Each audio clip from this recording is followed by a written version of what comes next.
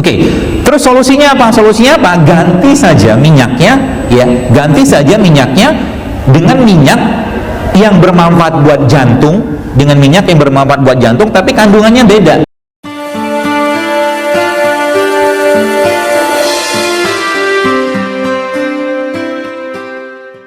Kalau mau sehat tubuh kita, maka perbaiki jantung. Pertanyaannya, jantung itu berbagi dengan apa? Sekarang kita balik, jantung itu bisa bermasalah karena apa? Oke, nah jantung bisa bermasalah secara fisik, ya. Sebenarnya pastinya karena produk makanan. Produk itu adalah produk yang berhubungan dengan minyak-minyakan terutama. Ya, jadi kita mengenal beberapa jenis minyak, ada namanya minyak atau asam minyak yang mengandung asam lemak tak jenuh, sama minyak yang mengandung asam lemak jenuh. Ya, jadi asam lemak jenuh sama asam lemak tak jenuh. Yang jenuh apa? Seluruh produk-produk yang dimasak dengan menggunakan minyak kelapa, minyak goreng seperti itu. Itu lemak tak jenuh semua. Dan yang paling membahayakan sebenarnya justru malah kalau minyak itu sudah mengalami oksidasi tingkat tinggi, yaitu minyak yang berwarna hitam. Enak nggak rasanya? Enak. Ayam, bebek digoreng pakai itu buena apple, Pak. Ya, tapi bikin masalah sebenarnya, ya, karena sudah mengalami oksidasi yang terlalu berlebihan. Oke, terus solusinya apa? Solusinya apa? Ganti saja minyaknya, ya, ganti saja minyaknya dengan minyak yang bermanfaat buat jantung, dengan minyak yang bermanfaat buat jantung, tapi kandungannya beda. Yaitu apa? Minyak-minyak yang mengandung asam lemak tak jenuh. Kalau bahasa nutrisinya unsaturated fatty acid, ya. Apa salah satu contohnya? Banyak contohnya, Bu. Saya berikan beberapa, saya bawa, karena kalau dibawa contohnya Anda mudah-mudahan bisa langsung ingat. Yang ini pertama minyak biji anggur, grapeseed oil, ya. Pertama ini. Yang kedua, ya, ini minyak zaitun. Ya. Saya termasuk pemakan minyak. Ya, sahur tadi pun saya nggak makan apa-apa, cuman makan minyak sama minum air saja, sama kurma 3 butir, cukup. Ya, minyak. Ini grapes, ini minyak zaitun, ya. Minyak zaitun yang terbaik yang ada di mana? Yang ada disebutkan dalam Al-Quran, yaitu la syarqiyati wala gharbiyah. Minyak yang tidak tumbuh di barat dan tidak tumbuh di timur, pohonnya, maaf.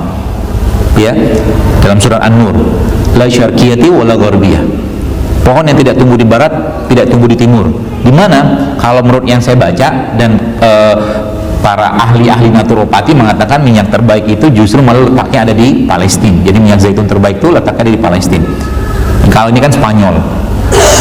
Oke. Apa minyak lagi? Lagi banyak, Pak, stoknya, Pak. Ini minyak. Kalau ini VCO. Bedanya sama tiga ini apa? Beda, kandungannya beda semua. Minum sekaligus boleh nggak? Boleh aja kalau mau. Tapi rasa minyak ya begitulah. Ya. Apa bedanya semua? Yang jelas kalau untuk, jadi gini, lemak itu dia bisa memberikan energi kalau terbongkar, terutama lemak-lemak yang bersifat lemak jenuh, maaf, kalau terbongkar dan menjadi lemak baik, gitu ya. Makanya kita disuruh bergerak. Nah, ternyata minyak-minyak seperti ini, Bapak sekalian, ini bisa memberikan energi tapi untuk jangka panjang dia butuh waktu beberapa saat, beberapa jam untuk diolah tubuh. Ya, makanya nggak langsung cepat. Jadi kalau Anda lemes jangan minum minyak, lama segernya. Tapi kalau lagi lemes Anda makanlah karbohidrat yang rasanya manis, cepat. Makanya kita disuruh Nabi SAW makan kurma, kan, karena lagi lemes tuh, suruh makan yang manis-manis. Tapi tidak semua manis itu sama, ya, nanti kita bahas. Kalau ini jelas semua minyak-minyak ini kalau Anda makan, maka dalam riset yang saya baca itu jantung Anda akan clean, jantung Anda akan bersih.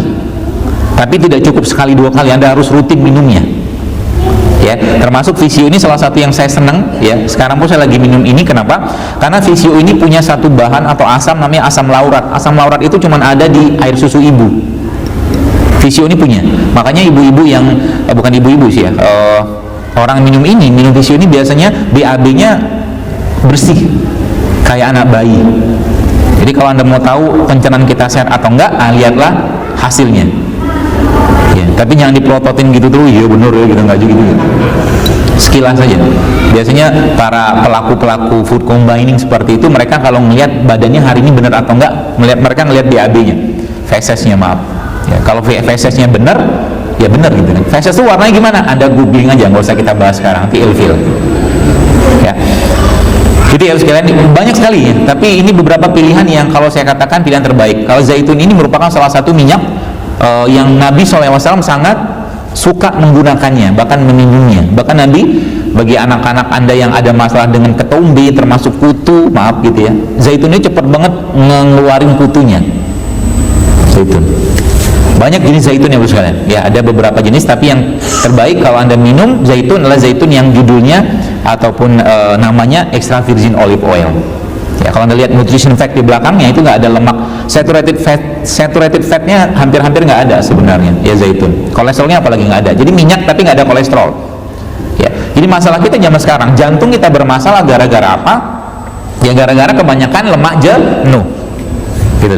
Jadi kalau Anda misalkan disodorin gorengan gitu kan, sodorin gorengan sama rebusan, kalau saya pribadi memilih rebusan daripada gorengan gitu kan. Dan ternyata ketika kita mulai mengubah mengubah kebiasaan kita, itu ternyata Masya Allah luar biasa bro sekalian, banyak sekali perubahan kesehatan kita yang terjadi. Bahkan Anda bisa meninggalkan obat, Anda bisa meninggalkan obat dokter ya. Misalkan yang sering banget gatal, misalkan ada yang bukan sering banget, ada yang sering gatal-gatal gitu ya, gangguan pencernaan, itu sebenarnya ada asbabnya. Nanti saya jelaskan asbabnya apa, supaya Anda bisa mulai perbaiki. Kalau mau sekarang ngomongnya mau, nanti buka puasa kita lihat.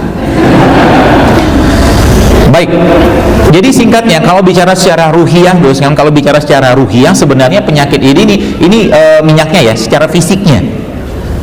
Dan berapa banyak Anda minumnya? Ya nggak usah banyak-banyak. Kalau dalam penelitian yang saya baca, kejauhan kali Pak, kelihatan Pak, yang mau difoto. Kelihatan apa? Sayanya apa botolnya? Ya. Jadi kalau Anda mau minum berapa banyak? Ya sebenarnya tidak ada dosis standar, tapi kalau dalam penelitian itu sebutkan bahwa 1-3 sendok makan sehari, jantung Anda akan clean, yang pertama. Yang kedua, pencernaan akan bagus. Terus juga saya pesan kepada Anda yang sudah mengalami konstipasi atau susah buang air besar, kalau mungkin sudah makan apel 1 kilo, nanas 1 kilo, pepaya 1 kilo, nggak keluar-keluar juga, Anda makanlah minyak. Paham maksudnya ya? Jadi biasanya ada beberapa orang yang mengalami konstipasi atau susah buang air besar, terus kalian itu ternyata ketika sudah nggak mempan lagi sama minyak, sama sayuran atau buah-buahan, dia harus makan minyak.